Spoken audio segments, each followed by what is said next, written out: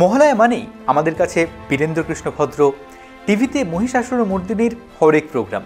মনে পড়ে ছোটবেলায় এই মহালয়ার আগের দিন সে কি উৎসাহ, রেডিওটা ঠিকঠাক চলছে কিনা দেখে নিয়ে অ্যালার্ম দিয়ে ভয়ে ভয়ে ঘুমোতে যেতাম। ঘুম ভাঙতে পাছে দেরি না হয়ে যায়। তারপর মহালয়ার দিন কাক ভরে উঠে কখনো হাফ চাগা হাফ ঘুমোনো অবস্থায় বীরেন্দ্রকৃষ্ণ ভদ্রের অনুষ্ঠান শুনতাম। ধীরে ধীরে বাইরেটা ফর্সা হতো, পাড়ার প্রত্যেকটা বাড়ি থেকে একই সঙ্গে রেডিওর আওয়াজ, আর মহিষাসুরমর্দিনীর শেষ গানটা শেষ হলেই ছুটতাম ডিডি বাংলায় মহালয়ার অনুষ্ঠান দেখার জন্য। আপনাদেরও নিশ্চয়ই স্মৃতিগুলো খুব একটা আলাদা হবে না। আমাদের পুজোর শুরু মহালয়া, আর তার সঙ্গে একাকার হয়ে যাওয়া মহিষাসুরমর্দিনীর আবেগ, এরও তো একটা ইতিহাস আছে। চলুন আজ আড্ডা হোক সেই ইতিহাস নিয়ে।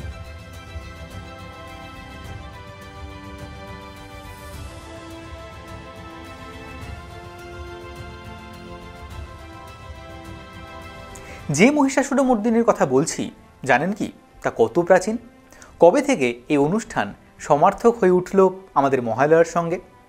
আমরা যদি ফিরে যাই ভারতের স্বাধীনতার 17 বছর আগে, মানে 1930 সালে, তখন এক তো আপনার বাড়িতে রেডিও না থাকার সম্ভাবনাই বেশি, আর ধরে নিলাম যদি কোনোভাবে রেডিও শোনার ব্যবস্থা থাকেও, মহালয়ার দিন আপনি চাইলেও মহিষাসুরমর্দিনী শুনতে পাবেন না। কারণ আজ যাকে আমরা মহিষাসুরমর্দিনী নামে জানি তখনও তা লেখাই হয়নি। সবে তার 3 বছর আগে, মানে 1927-এ ইন্ডিয়ান ব্রডকাস্টিং কোম্পানি ডালহৌসিতে বেতার কেন্দ্রটি স্থাপন করেছেন। ইস্টার্ন রেলের চাকরি ছেড়ে বীরেন্দ্রকৃষ্ণ ভদ্র আর টাঙ্কশালের চাকরি ছেড়ে বৈদ্যনাথ ভট্টাচার্য সেখানে যোগ দিয়েছেন। এই বৈদ্যনাথ ভট্টাচার্যকে জানেন? বাণীকুমার, যিনি কয়েকদিন পর মহিষাসুরমর্দিনী লিখবেন। একদিন তাঁরা আড্ডা দিচ্ছেন, আরও অনেকে রয়েছেন, ভাবছেন যে কী নতুন অনুষ্ঠান করা যায়। হঠাৎ প্রেমাঙ্কুর আতর্থী বললেন, তোমরা একটা কাজ করতে পারো বুঝলে, এই তো বাণী রয়েছে, ওই কতগুলো বৈদিক শ্লোক জোগাড় করে ফেলুক আর গান লিখুক, আর রাই মানে রাইচাঁদ বড়াল সুর দিক, বীরেন শ্লোকাও রাখ, ভোরবেলা লোকের ভালোই লাগবে।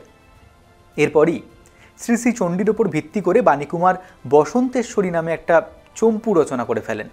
চম্পু রচনা মানে যার কিছুটা পদ্যে লেখা আর কিছুটা গদ্যে। পুজোর দিনটা সম্প্রচারিত হয়। সেটা দেবী দুর্গার পুজো হলেও শরতের দুর্গাপুজোতে নয়, কিন্তু বসন্তেশ্বরী অর্থাৎ বাসন্তী পূজায়।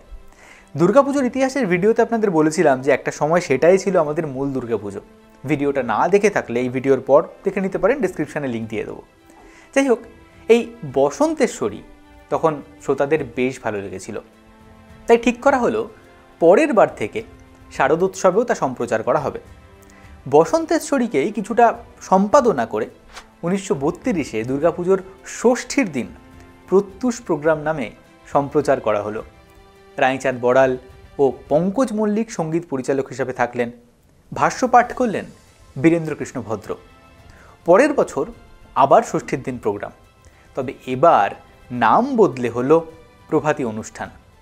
তার পরের বছর অর্থাৎ 1934 সালে প্রথমবার এই অনুষ্ঠান সম্প্রচারিত হলো মহালয়ার দিন। 1937-এ তার নাম দেওয়া হলো মহিষাসুরমর্দিনী। তখন থেকে আজ পর্যন্ত যা চলে আসছে। তখন যেহেতু রেকর্ডিংয়ের ব্যবস্থা ছিল না, লাইভ প্রোগ্রাম হতো, প্রতি বছরই কিছু না কিছু চেঞ্জ তাতে হতোই। স্থায়ী রেকর্ডিং হয় 1972 সালে। এর মধ্যে মহিষাসুরমর্দিনীর গানে বহু শিল্পী কণ্ঠ দিয়েছেন, নতুন শিল্পীরা এসেছেন, কিন্তু বাণীকুমার, পঙ্কজ কুমার মল্লিক আর বীরেন্দ্রকৃষ্ণ ভদ্র কনস্ট্যান্ট। মাঝে শুধুমাত্র একটি বছর 1976-এ শুধুমাত্র সম্প্রচারিত হয়নি মহিষাসুরমর্দিনী। কেন?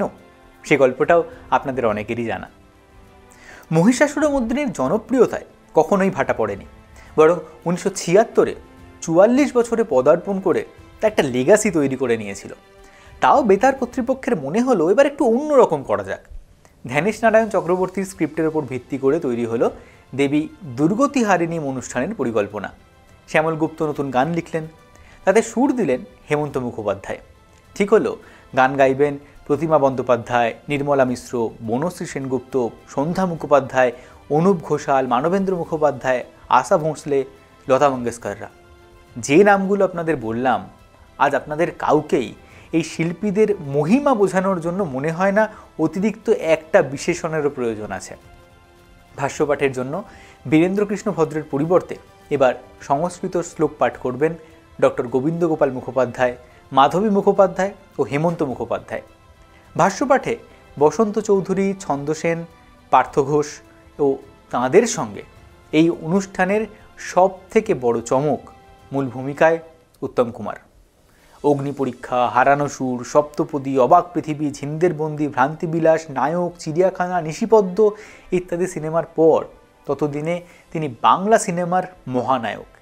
তাঁর জনপ্রিয়তার ধারে কাছে কেউ নেই। 1976-এ 23শে সেপ্টেম্বর মহালয়ার দিন দেবী দুর্গতি হারিণীম সম্প্রচারিত হলো।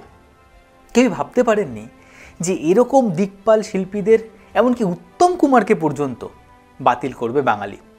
জনতা সেদিন আকাশবাণীর সামনে বিক্ষোভ দেখিয়েছিল। শোনা যায় অফিস ভাঙচুরের কথাও। শ্রোতাদের এহেন তুমুল আপত্তিতে সেখানেই দেবী দুর্গতি হারিণীমের ইতি। আবার পরের বছর থেকে শুরু হলো প্রথামাফিক মহিষাসুরমর্দিনীর অনুষ্ঠান। উত্তম কুমার যে এই অনুষ্ঠানের বিষয়ে খুব আগ্রহী ছিলেন এমনটা নয়, তিনি অনুমান করেছিলেন যে শ্রোতারা এটা গ্রহণ করবেন না। কিন্তু অসীমা মুখোপাধ্যায়, হেমন্ত মুখোপাধ্যায়ের জোড়াজুড়িতে অবশেষে রাজি হন। বীরেন্দ্রকৃষ্ণেরও এই অনুষ্ঠান খুব একটা ভালো লাগেনি। তিনি আহত হয়েছিলেন বেতার কর্তৃপক্ষ তাকে অন্ধকারে রেখে সমগ্র পরিকল্পনা করায়। যে বীরেন্দ্রকৃষ্ণ ভদ্র আর মহালয়ার মহিষাসুরমর্দিনী একাকার হয়ে গেছে, জানেন কি, এই অনুষ্ঠানে তাঁর থাকা নিয়েও প্রশ্ন উঠেছিল। কারণ তিনি ব্রাহ্মণ নন। একজন অব্রাহ্মণ চণ্ডীপাঠ করবে, সমাজ কি বলবে? শুধু অব্রাহ্মণের চণ্ডীপাঠই নয়, যাঁরা সে সময় যন্ত্রসঙ্গীতে ছিলেন তাঁরা বেশিরভাগই কিন্তু মুসলমান ছিলেন। তাই মহালয়ার পুণ্যপ্রভাতে মহিষাসুরমর্দিনী আমাদের কাছে জাতপাতের ঊর্ধ্বে উঠে সাম্প্রদায়িক সম্প্রীতির বার্তাও কিন্তু দেয়। আর যে মহিষাসুরমর্দিনী ও মহালয়ার সমর্থক, শুনলেন তো, 92 বছর আগেও তার অস্তিত্বই ছিল না। তাহলে তখন কি মহালয়া ছিল না? মহালয়ার দিনে যে পিতৃপক্ষের অবসান ঘটে, দেবীপক্ষের সূচনা হয়, এই রীতিটাই বা কত প্রাচীন, কি তার ইতিহাস? সেই গল্পটা তোলা থাক পরের পর্বের জন্য। ভিডিওটা ভালো লাগলে শেয়ার করার অনুরোধ রইল। বাকি কথা হবে কমেন্ট সেকশনে। ধন্যবাদ।